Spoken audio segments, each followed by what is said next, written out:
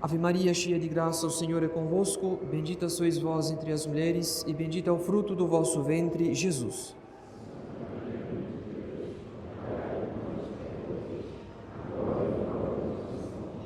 Divino Menino Jesus, Nossa Senhora do Rosário, São José, em nome do Pai, do Filho e do Espírito Santo. Amém. Queiram sentar-se.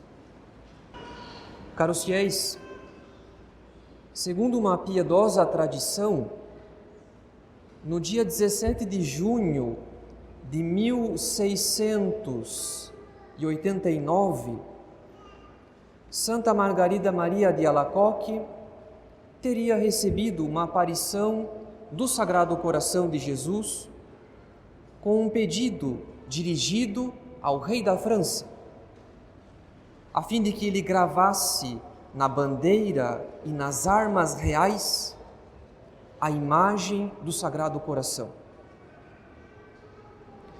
Na sequência dessa aparição, a santa teria recebido ainda uma segunda mensagem, com mais pedidos da parte de Nosso Senhor, a saber, para que o rei se consagrasse a si mesmo e o reino da França ao Sagrado Coração de Jesus, e para que ele promovesse o culto do Sagrado Coração na corte. Por mais piedoso que isso nos pareça, não há provas de que Santa Margarida Maria tenha recebido de Nosso Senhor essa missão específica de fazer chegar até o rei Luís XIV alguns pedidos da parte do Sagrado Coração. Ela que foi confidente do Sagrado Coração de Jesus. De fato, nós não temos os manuscritos originais dessas duas mensagens. Além disso, elas só vieram a público pela primeira vez praticamente 200 anos depois do ocorrido nas obras de Santa Margarida Maria. De todo modo, se essas mensagens são autênticas ou se são apócrifas, o fato é que Luís XIV nunca consagrou o reino da França ao Sagrado Coração. Não obstante, pesa a favor dessas mensagens a seguinte coincidência.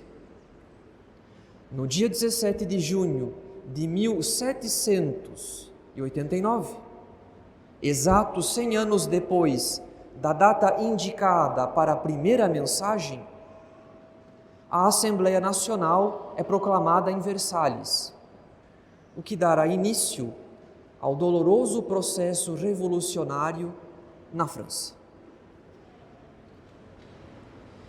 É nesse cenário bastante preocupante para o futuro da monarquia francesa que, em fevereiro de 1790, o rei Luís XVI decide visitar a Catedral de Paris em companhia de sua esposa, do seu filho e de sua irmã. Diante da imagem de Nossa Senhora, Luís XVI consagra a sua pessoa, sua família e o reino da França ao Sagrado Coração de Jesus. No entanto, apesar desse ato de devoção, a revolução continua avançando e Luís XVI decide fazer um novo apelo ao Sagrado Coração.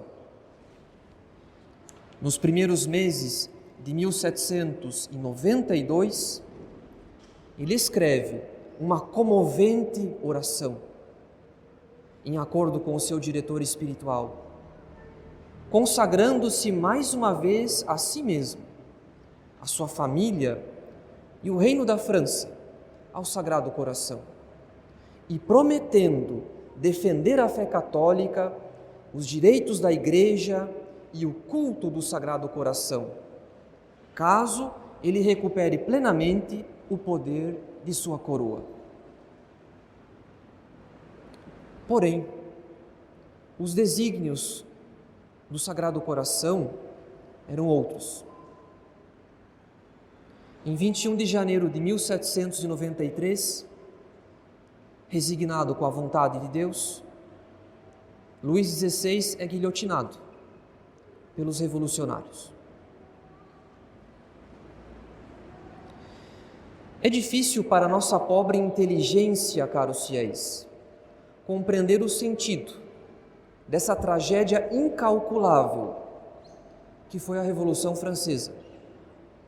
Sendo que Luís XVI estava disposto a corrigir-se de todas as suas fraquezas, sendo que Luís XVI suplicava por misericórdia ao coração de Jesus, prometendo servir com a máxima fidelidade aos interesses do Sagrado Coração, caso fosse atendido.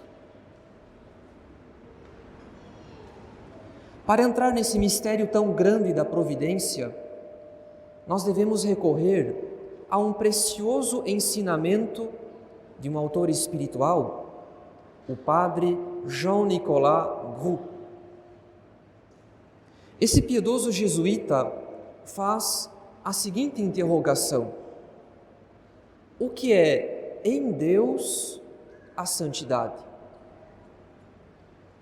Pois a santidade em Deus, diz o padre Jean-Nicolas, é o amor da ordem. Deus ama, continua ele, essencialmente a ordem.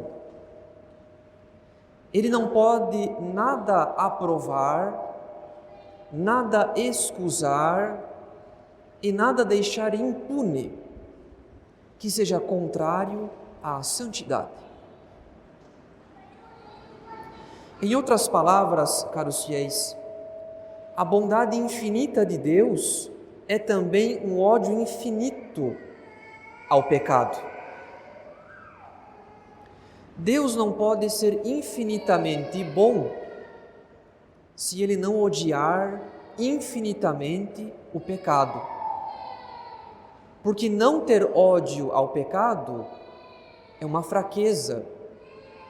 E não pode haver fraqueza em Deus. Ele que é o sumo bem. Então Deus ama a ordem.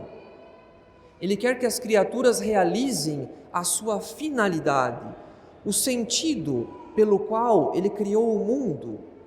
Ou seja, Ele quer que nós também sejamos santos como Ele é santo. Ele quer que nós participemos abundantemente da sua caridade infinita.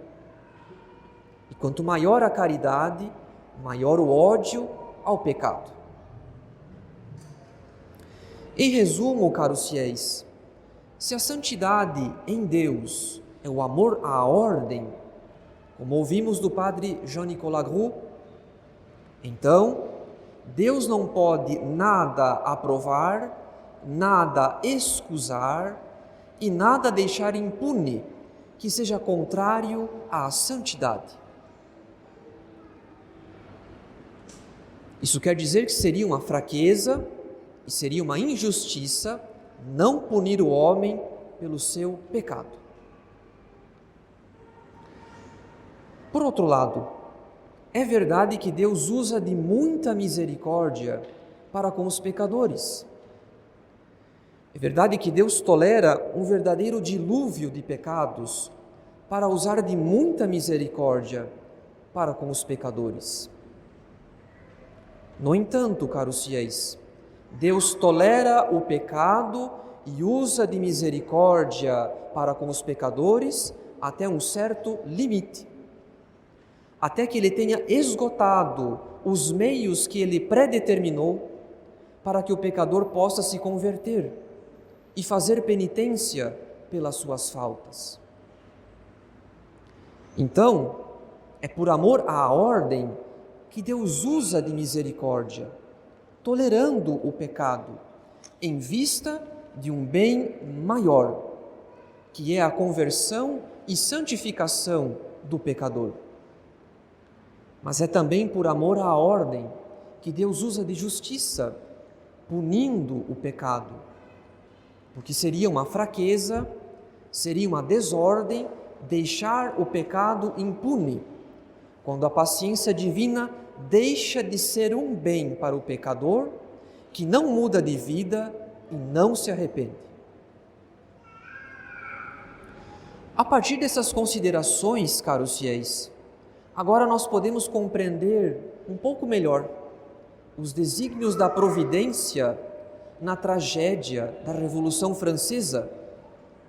Isso nos dará também alguns princípios para julgar com mais acerto o momento presente do nosso país. De fato, nós constatamos com espanto que as duas consagrações de Luís XVI ao Sagrado Coração de Jesus não puderam impedir o avanço da Revolução no Reino da França. O que significa, no mistério da providência, que Deus se obrigou a castigar a França e a monarquia francesa por causa de sucessivas traições aos interesses da Igreja. Basta citar as ambições territoriais dos reis da França, que muitas vezes foram contrárias ao bem da cristandade. Ou então os prejuízos para a fé católica por causa da propagação de graves erros em território francês, como o galicanismo, que contaminaram tanto a nobreza quanto o clero. Todos esses males que não foram corrigidos e extirpados em tempo oportuno, todos esses males exigiram uma reparação maior que o voto de Luís XVI. Todos esses males exigiram o martírio dos católicos na Revolução Francesa. Em outras palavras, a providência extraiu de todos esses males um bem muito maior, porque a Revolução não foi apenas um castigo justíssimo aos pecados de uma sociedade. A Revolução não foi apenas uma purificação necessária para a infidelidade de uma nação, porque a Revolução foi também uma ocasião para a providência suscitar mais santos, exigindo a caridade heróica de milhares de católicos que guardaram a fé em meio à perseguição, muitas vezes sob o preço do martírio.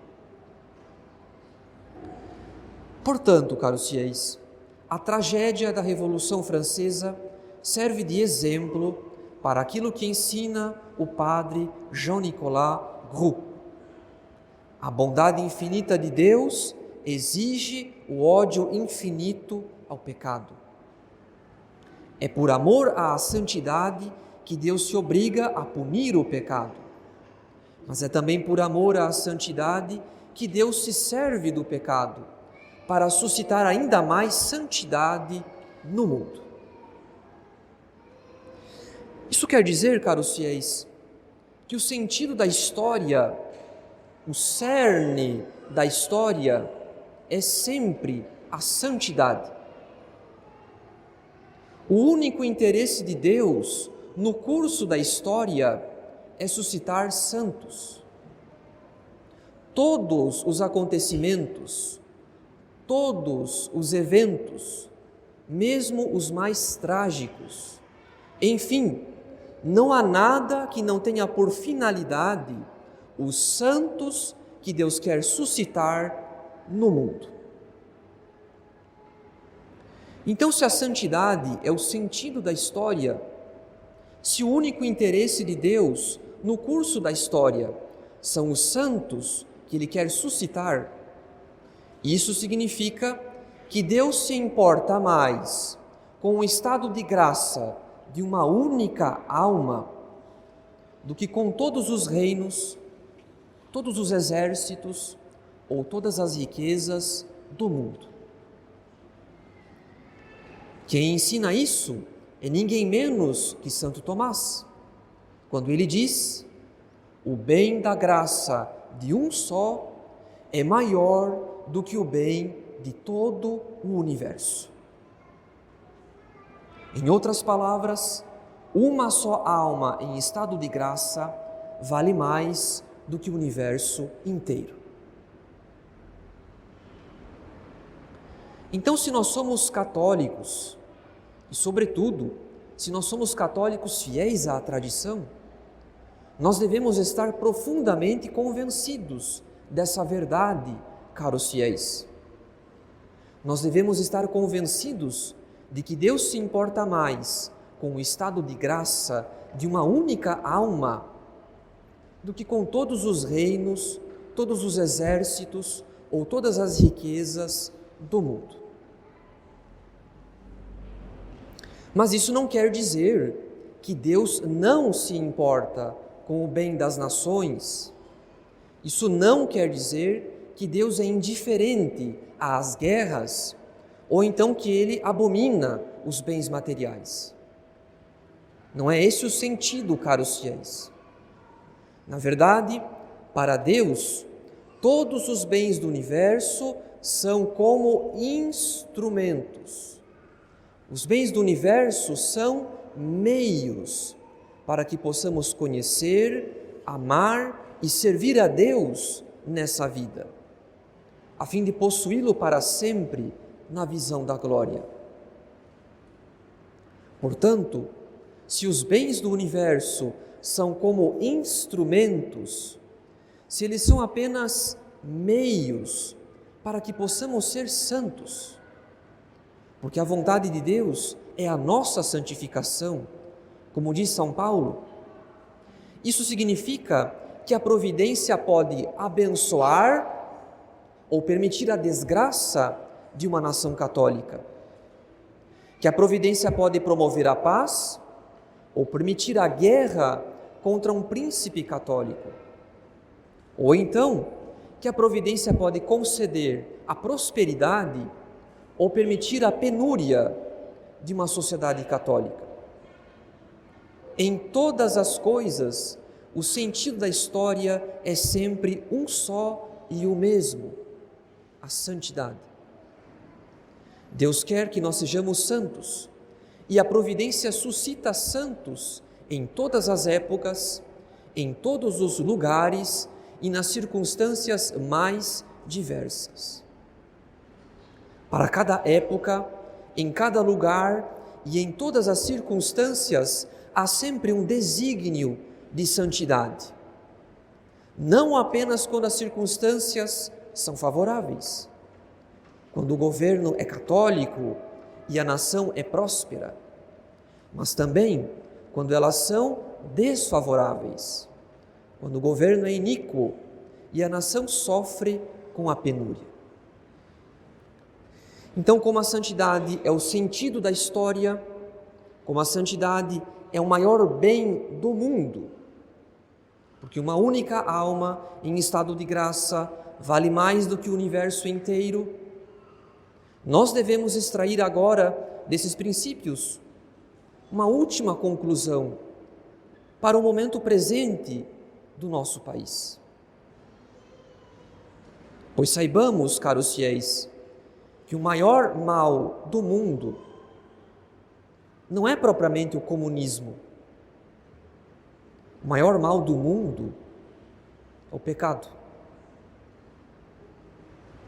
O comunismo é uma doutrina filosófica, política, econômica e também moral que se opõe radicalmente à fé católica e inclusive à lei natural. Um governo comunista ou uma simples ideologia progressista são instrumentos de pecado, na medida em que justificam e facilitam uma grande quantidade de pecados na sociedade. No entanto, assim como é possível viver em pecado no melhor dos regimes políticos, do mesmo modo é possível ser virtuoso no pior dos regimes políticos. Quem vive em pecado num regime católico manifesta uma grande malícia, mas quem é virtuoso num regime iníquo manifesta uma grande virtude, como os mártires no tempo da perseguição do Império Romano. Portanto, quando os pecados de uma nação católica se multiplicam, a malícia dessa nação aumenta, porque são pecados cometidos quando as leis ou os costumes ainda são católicos. E como nós já sabemos, a bondade infinita de Deus exige um ódio infinito ao pecado, o que significa que Deus se obriga a castigar essa nação por amor à santidade, para que o mal seja reparado, para que a nação seja purificada e para que a providência se sirva do castigo para suscitar mais santos. Então, disso tudo devemos tirar uma lição muito simples, caros fiéis.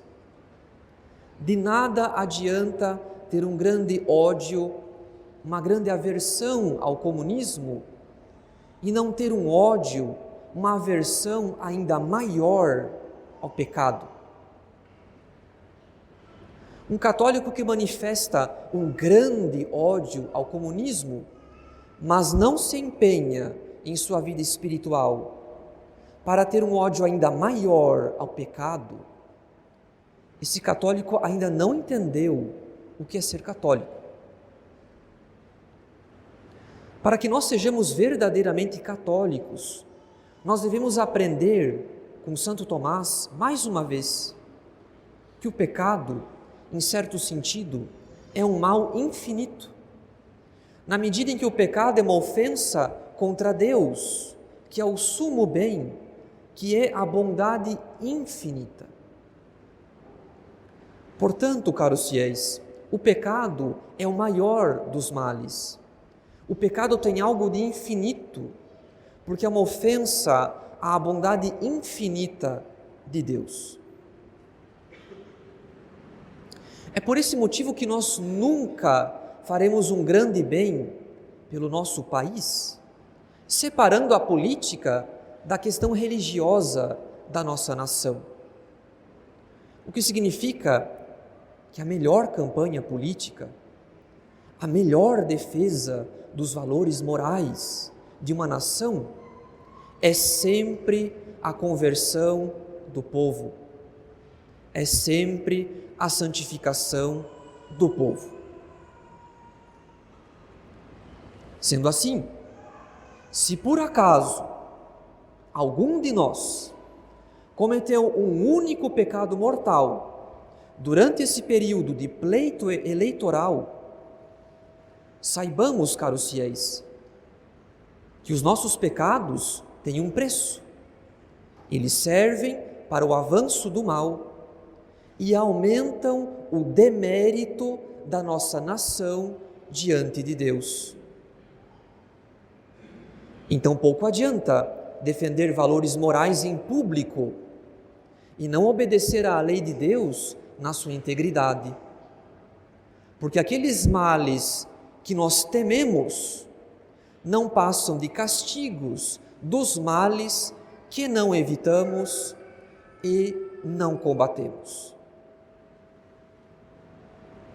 Nessa festa de Cristo Rei, caros fiéis, devemos então pedir a maior das graças, o maior presente que a nossa nação possa receber, que é a nossa santidade. Não sabemos ainda o que a providência reserva para a nossa nação. Porém, nós devemos ter a mais firme certeza de que nosso Senhor quer a nossa santificação em qualquer uma das circunstâncias da nossa vida e da nossa nação. Para tanto, cabe a nós também procurar a santidade, não somente por temor dos castigos, mas, sobretudo, porque Deus merece sempre todo o nosso amor. Em nome do Pai, e do Filho, e do Espírito Santo. Amém.